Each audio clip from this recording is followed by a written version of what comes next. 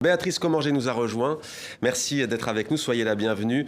Le titre de votre récit, c'est Alger, rue des Bananiers, édition Verdier. Alors vous racontez en fait l'histoire de votre famille sur 4 générations. Ça se passe lorsque la France était en Algérie.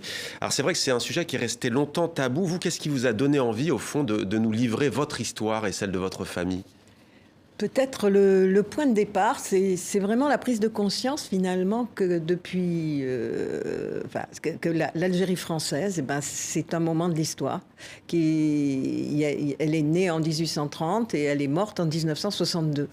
Donc ça fait quand même assez longtemps. Et effectivement, les blessures sont encore là, apparemment, pour beaucoup. Et je pense que c'est ça, c'est cette prise de conscience que c'était quand même clos. Si jamais on imagine dans 300 ans, on dira pendant 130 ans, la France a occupé l'Algérie. Oui.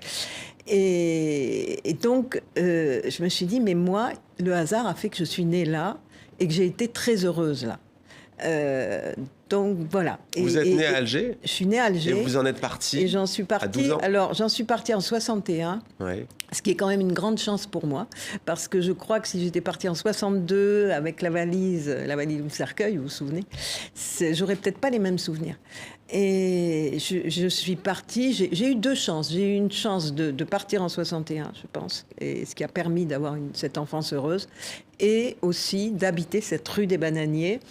Après, c'est le hasard qui vous fait naître avec une rue où il y a des voisins assez exceptionnels, etc. Quels étaient les rapports justement avec les Algériennes et les Algériens ? Vous vous en souvenez ? Les rapports. Moi, j'avais des rapports avec les Algériens de ma rue et de mon école et de mon... Peut-être parce que j'avais des parents assez extraordinaires et singuliers qui me permettaient de jouer dans la rue avec les petites algériennes. Et alors que j'ai beaucoup d'amis qui restaient entre communautés. Moi, c'est pas du tout le cas. Et j'ai eu la chance de naître dans une rue où il y avait à peu près vraiment des Kabyles, des Arabes. Oui. Pour ça, il y avait tout un son de langue différent. Le hasard m'avait fait naître sur un morceau de territoire, écrivez-vous, dont l'histoire pouvait s'inscrire entre 2 dates, vous venez de le dire, oui. Comme sur une tombe, 1830-1962, tel un corps, l'Algérie française était née, avait vécu, était morte. Récit familial, mais aussi historique, par exemple, oui. Vous citez notamment Napoléon III, lorsqu'il arrive en Algérie un jour de février 1865, il dit « Traitez les Arabes au milieu desquels vous devez vivre comme des compatriotes ». Il y a les révoltes en Kabylie, notamment contre la France. Oui. Il y a le FLN, il y a l'OS, plastique, les bombes, les attentats. Ce que j'ai vécu, mais j'ai tenu à commencer en 1860. Moi, il y a uniquement une branche de ma famille qui remonte assez loin, c'est celle de ma grand-mère maternelle. Ouais. Ça remonte à 1860. Ouais. Il y a l'arbre généalogique à la fin. Voilà. Oui. Et donc, à partir de là... et même avant, j'ai voulu, même, je parle même de ce qui se passait au moment de la piraterie, Louis XIV, quand il envoyait aussi des galères pour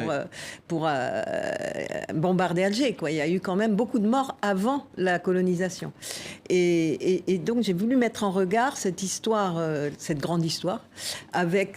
Qui, quand on la regarde avec une certaine distance, et ça a été ça la difficulté du livre, on s'aperçoit que c'est massacre contre massacre. Quoi. Ouais.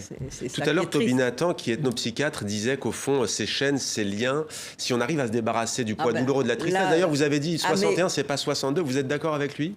Non, 62, je veux dire que personnellement, j'aurais peut-être j'aurais vécu des choses dures, mais je pense que j'aurais eu tout à fait, c'est-à-dire une blessure plus grande.